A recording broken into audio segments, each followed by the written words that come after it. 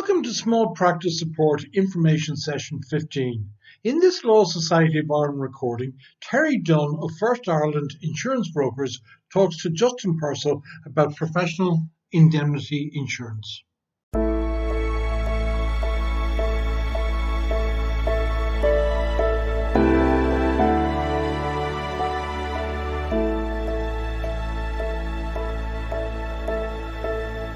Good. So, Terry, we'll get started formally. So you're very welcome to the Small Practice Information Session at the Law Society. We're delighted to have Terry Dunn, who's Associate Director and Head of Professional Indemnity at First Ireland Risk Management. So just on the housekeeping issues, we're just taking questions via chat, so I can't answer your raised hands or any other way of. So if you could just ask the questions to the panelists, we'll happily deal with as many as we can.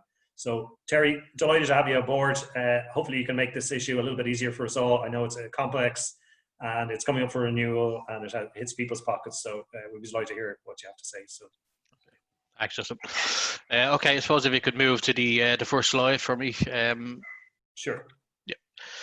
Right. There's a few points. Hi all. First off, thanks for inviting me to talk to you. And look, I hope I can, as Justin said, make a bit more light of this for you and spread some information that you may or may not have been aware of in relation to the PI market, how it functions, how it's rated, how insurers view your risk, and what information they'll be looking for in order to make a good presentation for your PI. So there's a few points there, and look, I'm sure other questions will be taken out of what we've had here. This is really an overview document, and we'll take the questions as we go on. Just if you could go to the next slide. Okay, so this is how the marketplace functions in Ireland. The history of solicitors PI is it peaks and troughs, much like the economy. And when the economy is peaking and it's high, PI premiums are generally low because claim trends are lower. When we're in a recession or depression, people will tend to take a dimmer view and seek to get money back that they may have lost elsewhere. So claims will rise against not just solicitors, all professionals, and you can nearly track the trajectory of claims versus the economy at every time. And that's why I mentioned the boom and bust and the SMDF and conveyancing. I'm sure a lot of you are aware of the issues there related to the SMDF and the previous crash in 08 to 2010, where claims were just coming from everywhere, particularly around the banks and the conveyancing and undertakings, which led to effectively the SMDF going into runoff simply because the level of claims were so high. And here we are 10, 11 years later, still handling some SMDF claims, still open and still being managed with the banks. So I think that in itself is indicative of how long-tailed the exposure for professional indemnity is to insurers, and why the rates are where they are. So look, we can touch on that again as we go through it. The market operates on a common renewal date, which is the 1st of December every year. There was previously a number of different common renewal dates, but now it's all down to the 1st of December. It's good and it's bad in one way. The good is everybody knows where they stand when they have to renew. There's no missing your renewal date or anything like that. It's easier for the law society to manage, and in some respects it's easier for the broker and the insurers to manage. The bad is that underwriters and brokers become so inundated with submissions that people tend to maybe not get a quote, not get seen to in time, have no choice to renew where they are. That's simply just down to a time factor. So it's a way of dealing with that is deal with this as early as possible. Don't put it off when you're asked by your broker to complete your proposal form. It's something that has to be done. There's no putting it off. In terms of filling the form out. It's got to be done, end of story. And I think that this year you're going to be looking at completing the long proposal form. So maybe get prepared for that. The next point there is the common policy wording. Any insurer that wishes to enter the market to write solicitors PI has got to sign up to the minimum terms and conditions that are dictated by the Law Society, and this is done generally around the start of October. Any insurer who has an indication that they wish to enter the market or continue in the market will sign up to the common policy wording, and that's subject to the Law Society having that completed and ready to go. The next point there is the broker-insurer relationship. This is a real key point. You've got to pick a broker who has a relationship with an insurer that's in this space. If you're going to your local insurance broker and he doesn't operate within the insurer relationships area or in the solicitor's PI, he's not going to have a chance of getting a PI quote out of a market that's in there. The insurers will only work with a select panel of brokers who know this industry, who know what they're talking about, and that's how they limit it. And so they don't get flooded with submissions from every broker in Ireland. There's really probably 5 to 6 brokers who specialize in this, and probably 4 or 5 insurers really in the market as well. The market operates on a primary and excess layer basis. Very, very few insurers will offer primary policy of over and above what the minimum terms and conditions dictate, which is 1.5 million any one claim for the primary policy. That's the minimum that a solicitor has to carry. Everything above that is referred to as excess layers. And again, the capacity is decreasing for excess layers, but it is still there and we can still get it, but it's done on a primary and excess basis.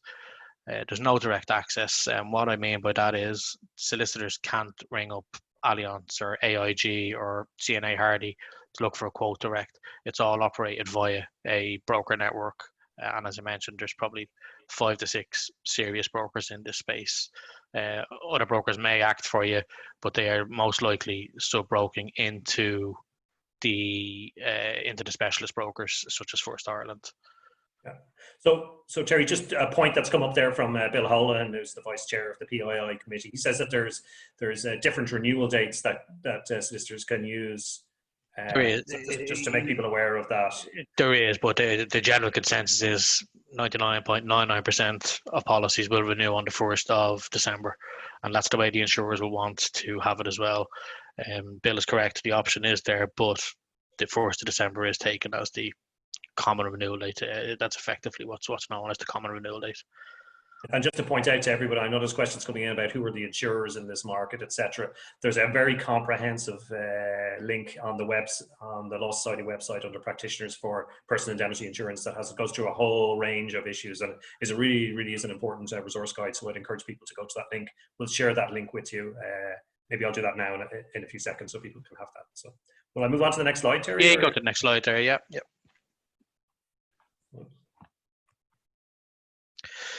Okay, so this is just to give you the background. My background is I was an underwriter and a broker, both for professional indemnity. So I've seen both sides of this, how a policy is rated.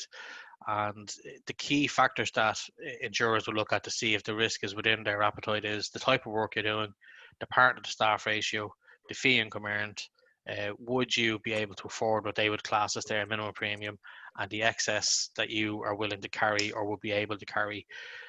So I suppose the type of work split, I'll go into that further within the document and give you an idea of what's rated as low rated or medium all the way up to the high risk category. And obviously it goes without saying, the more work you have and the lower risks, the cheaper your premium should be. The partner to staff ratio, a lot of insurers will not look at sole practitioner risks. They will only look at 2 partners upwards, and some are even only 4 partners upwards that they just don't want to get involved in, would be the SME firms. So if you are a sole practitioner, even at that, if you're a sole practitioner that's a 1 partner and then you've got 20 qualified solicitors, insurers tend not to like that either. They think there's a lack of control there for the partner, that how is he monitoring 20 qualified solicitors and the work that they're carrying out to make sure that there's oversight. So there is a ratio there that they'd like to see. Generally, and this is talking from my point of view, I would have likened a 1-to-5 ratio in terms of partner to staff ratio. And when I say staff, I'm talking qualified solicitors. Other underwriters will have different factors that they want to take in on that. The fee income, this is probably the most important one, because generally the rate that is applied, depending on the type of work, is applied to your fee income that you've earned in the previous year. So if you've had, and not just the previous year, I should have said previous years there. So if you've had a massive drop off or a massive increase, it doesn't necessarily mean the insurers will only rate you on that year. They will look at potentially a blended of your last 3 to 5 years. Again, that's underwriter dependent. So it's taken out the peaks and troughs of a good year, a bad year, and gives a clearer reflection of the risk over a longer period of time.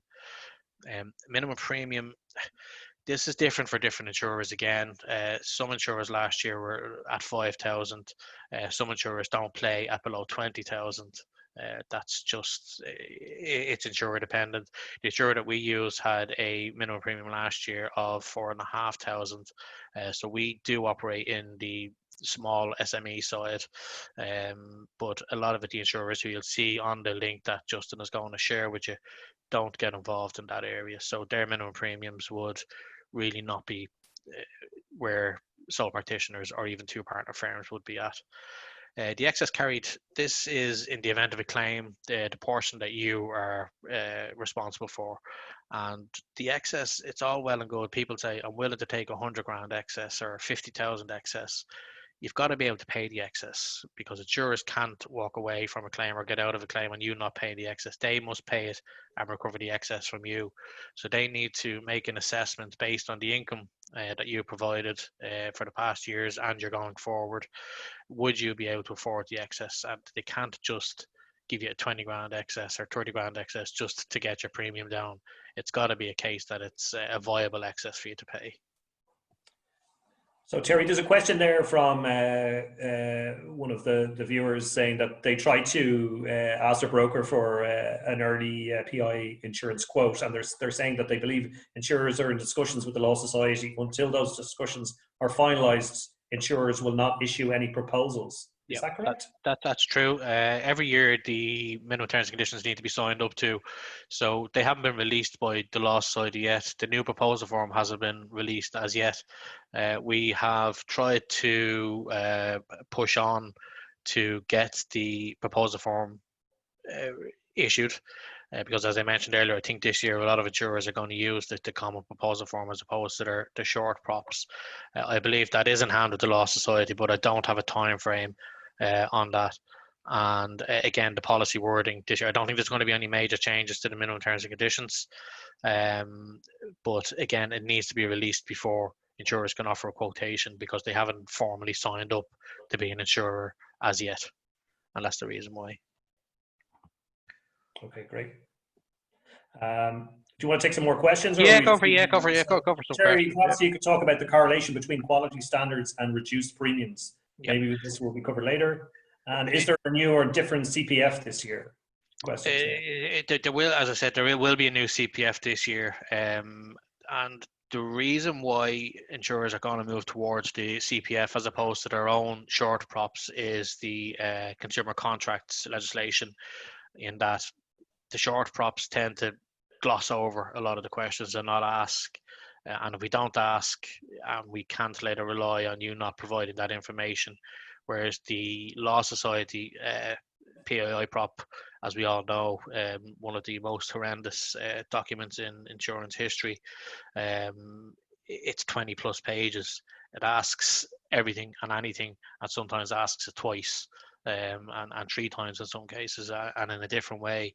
So there will be a new CPF this year. It's with the Law Society to finalise based on input from the insurers. I'm not privy to what the insurers have asked to be included this year, but I would suspect there's going to be a lot more around cyber liability and risk management. And that would probably lead on to the risk management question that one of the participants has asked there. Yes, risk management is a great, I mean, if you can get a quality rating or Q score of one of the various risk management firms out there, it helps no end in terms of your presentation of your risk, particularly to a new insurer that you're prospectively looking at getting a quotation from.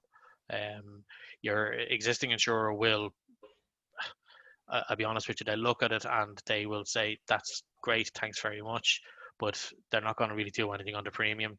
But if you're switching to a new insurer and you can demonstrate that you have got a Q score and it's a high Q score, and you've implemented any changes that they've asked, that's going to make your firm look much more attractive to any prospective insurer looking to offer you an alternative quotation. Okay, so I'm just going to share also with just a message that was sent to us, the panelists, from Bill Holohan, who's the vice chair of the PII committee, just regards, there was a council meeting last Friday and they signed off on new regs for the coming year. So this revised documentation will issue shortly. So just to make people aware of that. So it would be great, Bill, if you could give us some timeline on that. So I've just shared that on the chat. Great. So Terry, sorry, I know there's a lot happening here. There was no, you're fine. Fire them at me. Yeah, fire them away. Is there a requirement to take out cyber policy? There's not a requirement. It's not in the unless Bill tells me something different that it's in the regs. I know there was one market last year who wrongly, in my opinion, tried to force people to buy a cyber policy in order to get a PI quotation. And I think this might have been slapped down fairly quickly by the Law Society.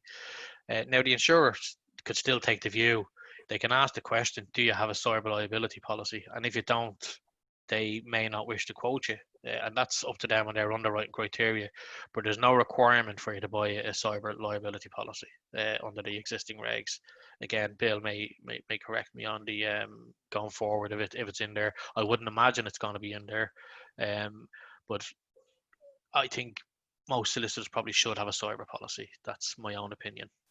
There's a lot of data and a lot of information that you guys are holding. If you take the money element out of it, the data and computer systems are key to how your business functions. And if there's issues there, a cyber policy would help you no end. And it's not overly expensive in comparison to the PI insurance. Here's another one for you, Terry. Final date for runoff cover for a colleague who's retiring on the 1st of October, but without indication of what his PI quote for next year is. Very hard for him to make decisions to return this year or next. How early can quotes be got? Quotes will be issued. If you ask me to pin down a date, I think the middle of October is when quotes are going to be issued out. And I understand the point that the person asking the question is making, in that you've got to apply as early as possible to the runoff fund to get access to it, and you're stuck between a rock and a hard place. What I'd say is make the application to the runoff fund anyway, and then you'll have both options, whether it's going to be viable for you to continue when you do actually get your quotation, or as to whether you want to enter the runoff fund. But it is a bit of a rock and a hard place. So I take that point. All right, just the last one here, and I know we're trying to move forward because of time, but is there any benefit well, it obviously is a benefit in getting a quality mark or a standard, but does that lead to a definitive percentage discount? There's no, as I said, this is underwriter dependent. There's no definitive discount, but it will help you in getting alternative quotations. And at the least, and look, me speaking frankly here, if you have an alternative quotation, it's going to help you even with your existing insurer to get their premium down if they are keen to hold on to your business, which as a Q score firm, they should be keen to hold on to your business. So getting an alternative quotation is easier with a Q score, and using that alternative quotation then, should you wish to remain with the same market, is much easier for you to do that. Okay. Will we move forward then?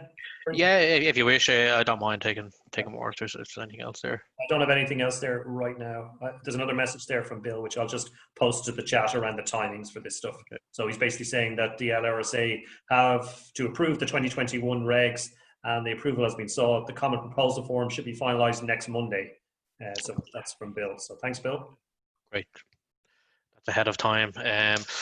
So I titled this one "Setting Up a New Firm," and look, that shouldn't be there. This is really about any risk, and when it comes to your PI, I can't press this enough on people. Presentation is everything.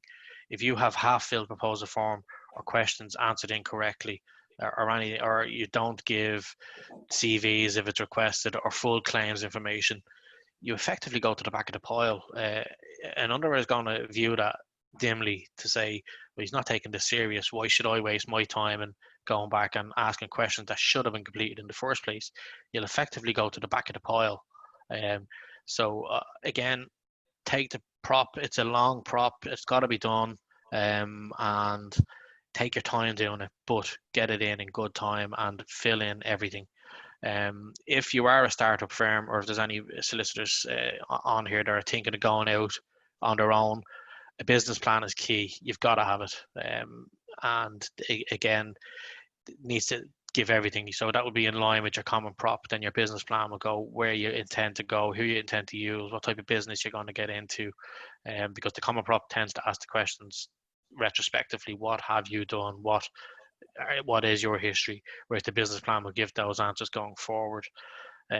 Any submission to any broker or insurer should include the CV of the partners that are there, whether it's a sole practitioner or any partners. It just helps. And an overview, again, the overview of where you see the firm going, that's part of the setting up a new firm. Another one there that you should have is your claims history. I don't have it on there, but if you have any claims, whether settled or open, particularly in the last 6 years, insurers are going to want to see a confirmed claims experience from your broker or from your insurer. They're not going to take your typed up note on it.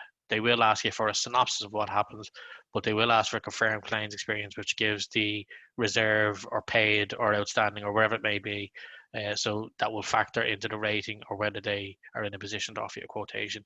Again, if you say yes to an open claim but give no details of it and no confirmed claims experience, you're going to the back of the pile as far as the underwriter is concerned. Okay, so we'll just move on to the proposals themselves. Is that okay? Yep. Again, what I might do, sorry, Terry, also is just yep. run one of these polls that we were talking about earlier. Yeah, that's fine. Interruption. Just we're collecting some data from people, so if you could respond, we'd really appreciate it. So I'll just hit you with a few polls now. Thank you. Sorry, Terry. No, that's fine. Again, this slide goes to the common proposal form. You need to create the right impression. Look, I know this. The insurers are difficult to deal with at the best of times. I've been on both sides of this, so but we really need to have the risk presented correctly, and a good broker will form part of that. He won't let your submission go to an underwriter if you have half completed, and he will guide you through the process. But there are some who are just acting as a postbox effectively to the insurers.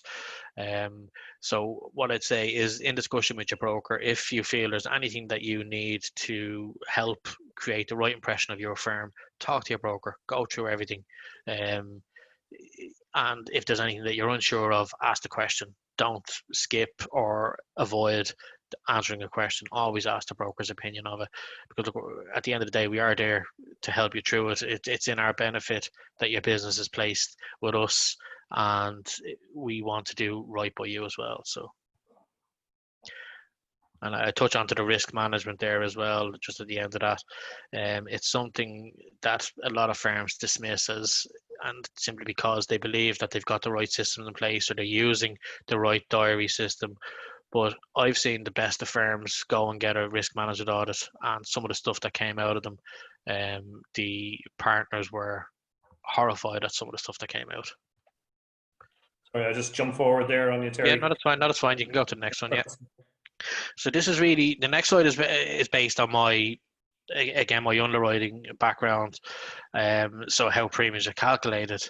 It's not a straightforward process. An underwriter needs to be experienced and know what they're looking for and know their way around the difficult common prop, what to be looking for.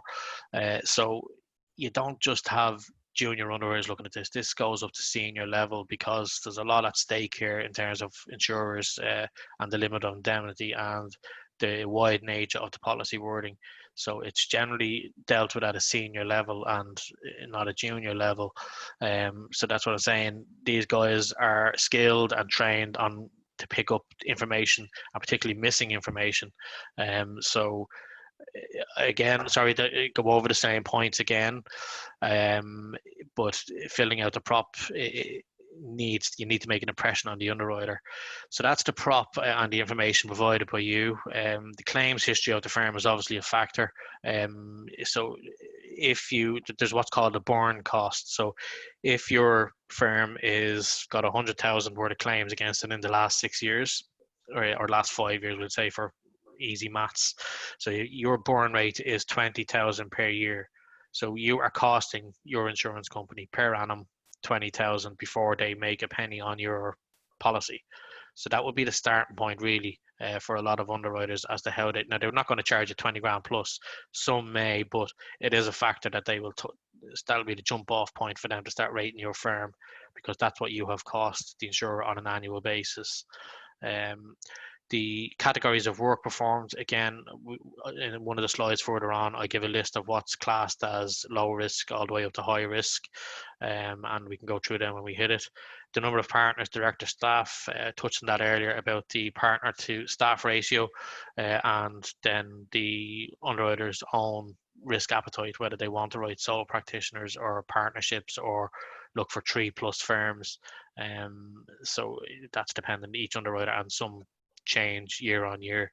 And then the firm's revenue, which directly ties to your split of work, the rate is then applied to that revenue. And then so a couple of queries there, Terry. Sorry to jump over you there, but around risk management audits and other consultants who do this, and how much would it cost? There are firms out there that are doing it specifically. Bill may know the names of some of them, but there are some of them there. There's this Q Score, there's Lexology, there's and Neary, I believe, is doing some as well. And as far as cost, I don't know the cost. I couldn't tell you. I would assume it's firm size dependent. If you've got a firm of 20 solicitors, it's obviously going to cost more for an audit than a firm of 2 solicitors. So I couldn't give you a cost example of that. Okay. A rather longer question here is, I'm a sole practitioner and a state solicitor. 96% of my work is indemnified by the state. I don't do conveyancing or handle clients' monies yet. My insurance premium increased by 50% last year. Any idea why that happened? And is there a minimum premium? Yeah, that's probably why it increased, with the underwriters increasing their minimum premiums. So your increase, you probably, state solicitors, as you said, they're indemnified by the state, other than a few small things they may do outside of that. So they're all tend to be at the minimum premium level, unless they've got a claims history. But if they're clean, and they are clean, I mean claims free, and it is state solicitor work, generally you'll be at the minimum premium. But the minimum premiums did increase last year, so I would assume that's where the rate increase came from. Listen, Terry, we're kind of coming up towards the end of the half an hour. So if anyone has any final questions for Terry, could you put them through on the chat? Is our preferred method. And so Terry, if you want to just finish off on your last. Yeah, so you'll see the work splits there. These were defined within the discussions with the Law Society in terms of the common proposal form. What would be deemed low, medium, high, and very high risk.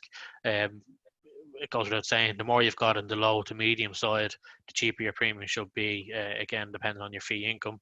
But the more high risk and very high risk work you have, the less likely some insurers are going to quote to you.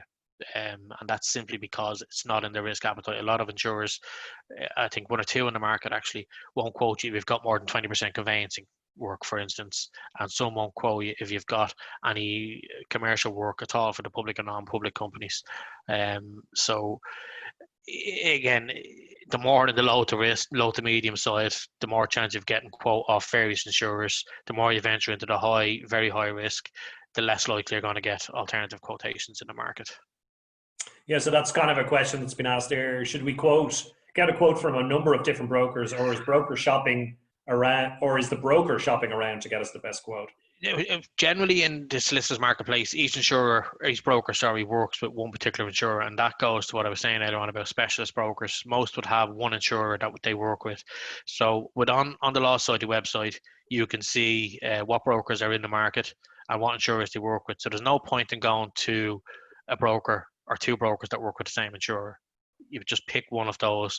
So for every participating insurer, the list of brokers that work with them is on the market. So do it in reverse. So for AIG, for instance, you'd go to Lockton's. For CNA, you'd come to First Ireland. For Liberty, you could go to Crotty's or one of those. So do it in reverse. Pick your insurer and then pick your broker based on what's on the website, the Law Society website. So just a question here about how would you describe the market currently versus last year? Has the pandemic, will this lead to a reduction in premiums or increase, or how is it affecting it? Look, again, to be forthright, I don't see any reductions this year, and possibly increases. And this is not simply down to just solicitors PI. Professional indemnity in general is a very poor performing class of business, and insurers are going to be hit by the pandemic, but not on the professional indemnity, but on other lines of business. And as such, their cost base is going to go up. So I would expect to see rate increases this year, but I've no idea in what magnitude they're going to be. So, as I said, the earlier you get started, the better on this. Percentage people should set aside for this? Sorry, could you repeat that, Justin? Is there a percentage increase which should sort of set aside? If it was me, now I'm seeing on, say, construction professionals on professional indemnity, they've been hitting by minimum rate increases of 15%. And that's a rate increase as opposed to a premium increase. So the rates are increasing. So obviously, I think income may be down this year. So that will come into the blended operation of the fees that I talked about previously, that underwriters are going to look at your past 5 years income and apply that rate, that increased rate, to your blended income. But I generally think there's going to be a 15% increase this year. That's, I've nothing. Yeah. Thanks, Terry. Thanks for the good news. But the harbinger of doom. But look, I don't want to sugarcoat it and say, yeah, you're going to be getting 20% reductions, because it only makes me look foolish when it comes around. I'd rather be honest and straight up with people and tell it how it is. Sure. Do you want to run through these last few slides, or do you feel you've covered them already? Look, we've covered most of them there. That last slide there, in terms of the cover, that's what's called the insurance product information document. That's a document that all insurers have to give for every product. It gives you an overview of what is insured and what is not insured, and it's neither exhaustive, but they've got to give you the main points. So there's some obvious ones there that you'll see. So losses arising from claims that you had previously notified, disputes between partners, fraud and dishonesty, or fines. So let's say you had a GDPR breach and you were fined by somebody, or the Law Society fined you for professional issues, that's not covered by your PI policy. So a lot of them are self-explanatory what's in there. So I think a lot of the guys would be fully aware of what's in there. Okay. We will be sharing the slides and a recording of all the information. Terry, I'll share your contact details there if there's any further information that people want to get in contact with you directly. There was a query there around why is agricultural indemnity insurance treated as commercial? This comes up every year, and the law side, you have to find an agricultural transfer of land as commercial conveyancing, and that's not an insurer point of view. What we would ask is, if you are completing the proposal form, and this goes to talking to your broker, if you talk to your insurer and you mark in, which you have to do on the proposal form, that it is commercial conveyancing work, but then you give a further explanation as to, look, this was a land transfer between brother A to brother B, or uncle to nephew, or wherever it may be, your broker should really should be expressing this to the insurers to say, look, okay, we've marked this as commercial conveyancing, but here's an explanation as to what it is. It's not true commercial conveyancing. And just lastly, Terry, somebody's asking me, did you really say there's potentially a 15% increase on quotations? I did. Yeah, listen. Okay, well, thank you very much, Terry. I wish we had more time. We'll be sharing the slides with everybody. We'll be sharing a recording. There is a resource on the Law Society website also, and there's some new information coming out. I'd like to thank Bill for giving us the information. So thanks very much, everybody. Thank you very much, Terry, for your insight. Thanks, Al. And we'll be back again next week. So great stuff. Okay, bye-bye.